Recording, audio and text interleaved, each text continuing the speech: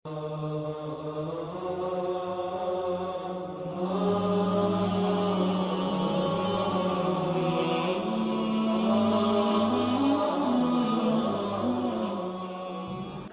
মেহেদী মনসুর আল গাদ্দাফিকে কেন হজের যাত্রায় যেতে নিষেধ করা হয়েছিল এবং কেন উনাকে প্লেনে ভ্রমণ করতে নিষেধ করা হয়েছিল?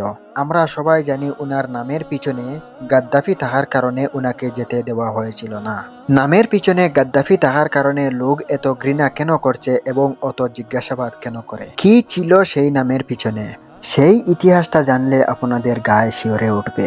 তো চলুন আজকের ভিডিওতে জানা যাক সেই ইতিহাসটা কি ছিল এবং কেন মানুষেরা সেই নাম শোনার পরে এত ভয় পায়। সেই প্রশ্নের উত্তর জানতে হলে লিবিয়ার মুয়াম্মার আল গাদ্দাফির শাসনামলে চলে আসুন। মুয়াম্মার আল গাদ্দাফি ছিলেন লিবিয়ার সর্বোচ্চ নেতা, যিনি 1969 সাল থেকে 2011 সাল পর্যন্ত লিবিয়া শাসন করেছিলেন। তিনি একজন স্বৈরশাসক হিসেবে পরিচিত ছিলেন এবং দীর্ঘ শাসনামলে রাজনৈতিক বিরোধীদেরকে দমন করেন। পশ্চিমা দেশগুলোর সাথে বহুবার সংঘাতে জড়িয়ে পড়েন, বিশেষ করে আমেরিকা যুক্তরাজ্য। 2011 সালে বসন্তর সময় বিদ্রোহের মুখে পড়ে ক্ষমতা হারান এবং পরে হত্যা করা হয়। তবে গাদ্দাফি নামের প্রভাব কেন আজও টিকে আছে? গাদ্দাফি নাম বহু দেশের নিরাপত্তা ডেটাবেসে রেড ফ্ল্যাগ হিসাবে চিহ্নিত করা হয়েছে। কারণ হলো উনার পরিবারের সদস্যর মধ্যে কেউ কেউ অস্ত্রোপচার, রাজনৈতিক ষড়যন্ত্র বা আন্তর্জাতিক অপরাধে অভিযুক্ত ছিলেন। এমনকি আজও কিছু কিছু গাদ্দাফি পরিবারের সদস্য রাজনৈতিক আশ্রয়ের আবেদন করলে অনেক দেশে সন্দেহর চোখে দেখে। কেউ যদি আল গাদ্দাফি নাম ব্যবহার করে, বিশেষ করে মধ্যপ্রাচ্য এবং ইউরোপে, ইমিগ্রেশন ও বিমানবন্দর কর্তৃপক্ষ বিশেষ করে জিজ্ঞাসাবাদ করে। সন্ত্রাসবাদ ও রাজনৈতিক শত্রুতা রোধে নিরাপত্তা বাহিনী অনেক বেশি সতর্ক নেয়। মুয়াম্মার আল গাদ্দাফি এবং সৌদির রাজ পরিবারের মধ্যে অতীতে রাজনৈতিক শত্রুতা ছিল। গাদ্দাফি একবার প্রকাশ্যে সৌদি আরবের রাজাকে মিথ্যাবাদী বলেছিলেন এবং গাদ্দাফির বিরুদ্ধে সবচেয়ে বড় অভিযোগ ছিল তিনি সৌদি আরবের রাজা ফয়সলকে হত্যার ষড়যন্ত্র করেছিলেন। এমনকি একবার তিনি প্রকাশ্যে বলেছিলেন সৌদি আরবের রাজা হলেন মুনাফিক এবং মিথ্যুক।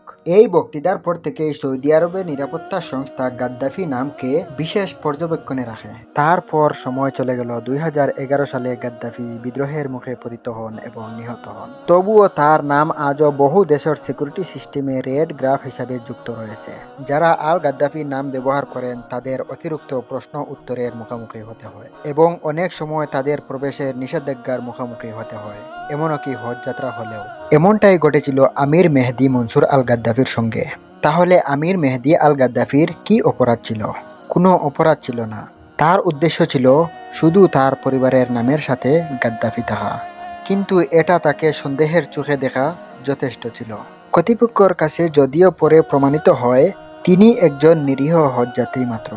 গাদ্দাফি নামটি ইতিহাসের এক রাজনীতির ঘূর্ণির প্রতীক। আজকের দিনে সেই নামের কেউ যখন মুসলিম দেশে ভ্রমণ করে তখন নিরাপত্তা কর্তৃপক্ষ সতর্ক হয়। তার পরিচয় যাচাই না করে বিমানে উঠতে দেওয়া হয় না। তবে সৌভাগ্যের ব্যাপার আমির মেহেদী মনসুর আল গাদ্দাফির ক্ষেত্রে শেষ পর্যন্ত সত্য ও ঈমান জয়ী হয়েছে। তো ভাই ও বোনেরা, এই কাহিনী আমাদেরকে শিখিয়ে দেয় ইতিহাস হয়তো এক নাম বহন করে, কিন্তু নিয়ত ও হৃদয় বহন করে মানুষের আচল পরিচয়। আমির আল মেহেদী কোনো অপরাধ করে না। তিনি ছিলেন শুধু একজন মুসলিম। তিনি আল্লাহর ঘরে যেতে চেয়েছিলেন। আল্লাহ তাআলা তার চোখের জল দেখে তাকে পছন্দ করে নিলেন। এইভাবে তার জন্য তৈরি করে দিলেন এক অলৌকিক রাস্তা। আজ আপনি হয়তো সাধারণ একজন মানুষ, কিন্তু যদি আপনার ঈমান সত্য হয় তাহলে আপনার জন্য আকাশের পথ খুলে দিবেন। এই ভিডিওটি ভালো লাগলে লাইক দিন এবং শেয়ার করেন, আর কমেন্টে লিখুন আমার নাম আমার ঈমান। আর হ্যাঁ, সাবস্ক্রাইব করতে ভুলবেন না, কারণ হলো আমরা বলি সত্য কাহিনী।